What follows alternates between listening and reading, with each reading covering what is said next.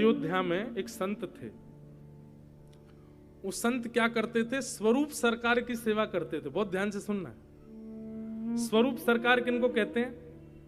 छोटे छोटे बच्चों को ले जाते और उन्हीं को ही वस्त्र आभूषण पहना करके, एक को मुकुट पहना दिया, बोले ये राम जी हैं, दूसरी को बढ़िया सुंदर शीश पर चुनरी आदि, ये सीता जी हैं। और ये नहीं फिर भाव ऐसा नहीं कि ये बालक है, नहीं, ये साक्षात राम जी हैं और साक्षात सीता जी हैं। बंधु एक बात कहें, वैसे तो बालक बच्चे भगवान का ही रूप होते हैं, लेकिन अगर स्वरूप बन जाए तो निश्चित है कि ठाकुर जी हैं। कल यहां रुक्मिणी कृष्ण आए थे तो बालक छोटे, कितने प्यारे लग रहे थे।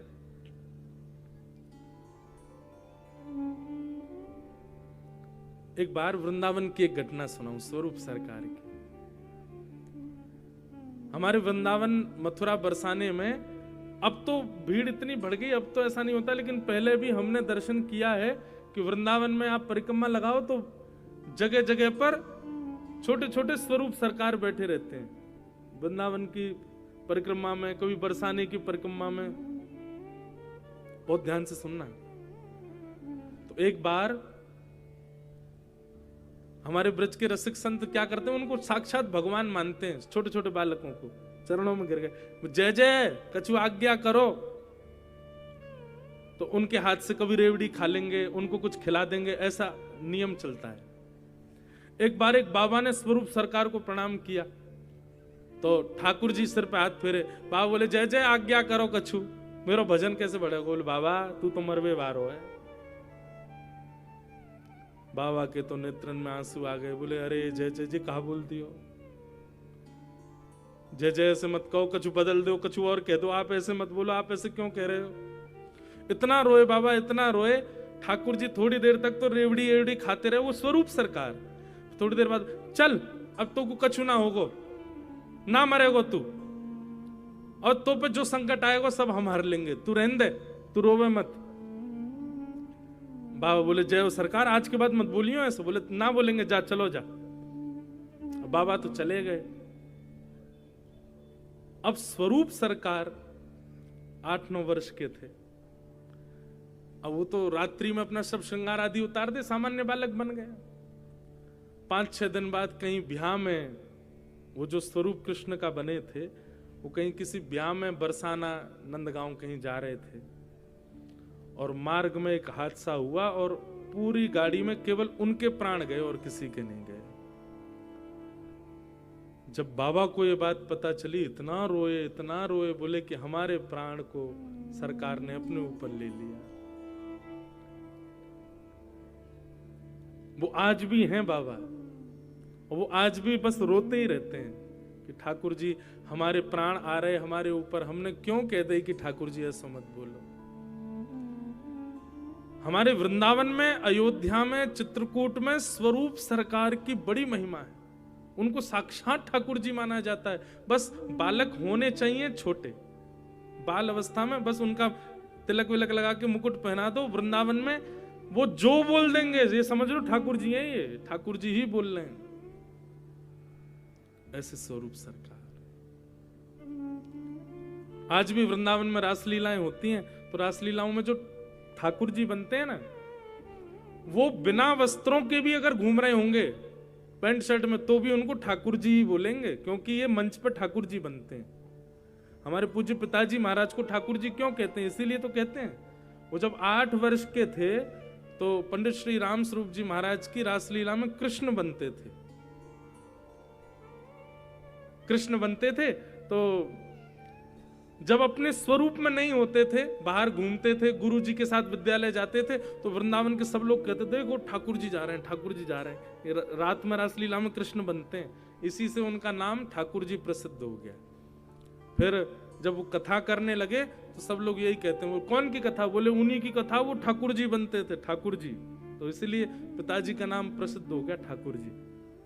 हमारे यहाँ स्वरूप सरकार को इतना माना जाता है।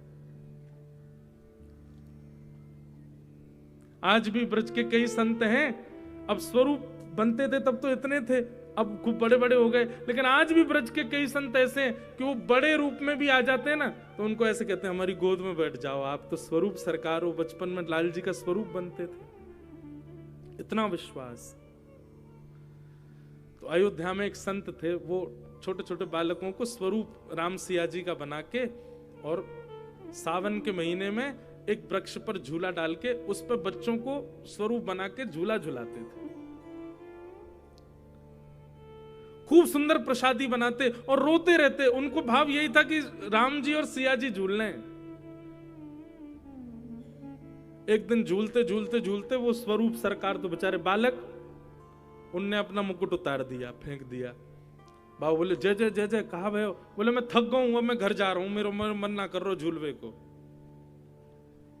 बाबा जय जय, अभी खीर बना रहा हूं मैं, खीर बन जाएगी तब तक झूला झूल लो, खीर बनते पालियो, पाके प्रसाद कर दियो, हम लोग पालेंगे, फिर चले जाइए आप घर को, अभी एक देर और झूल लो। ठाकुर जी बोले ना मैं थक गए, अब मैं जा रहा हूं।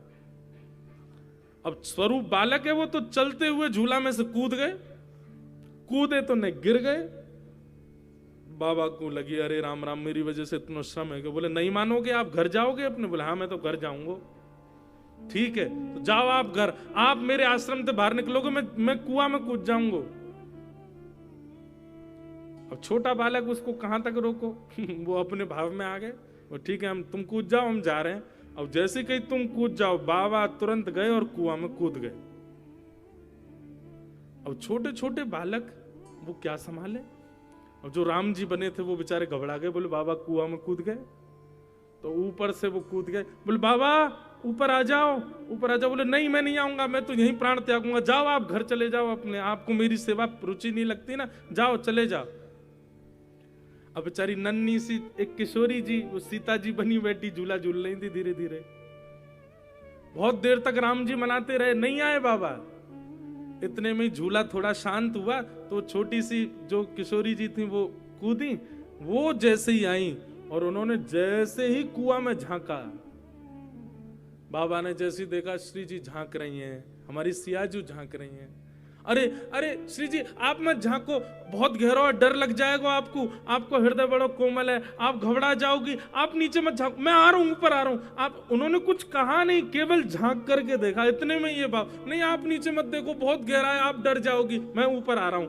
ऊपर आए, आकर के श्री जी को आप ऐसे भाव। अब देखने वाले सब सोच रहे हैं तो सामान्य बालक हैं, ये बाबा इतने भाव में क्यों? नहीं, अचानक ही आवेश आ गया श्री जी का उस बालिका में, और सिर पर हाथ फेरते हुए सीधे नाम लिया, राघवदास हम आपकी सेवा से बड़े प्रसन्न हैं।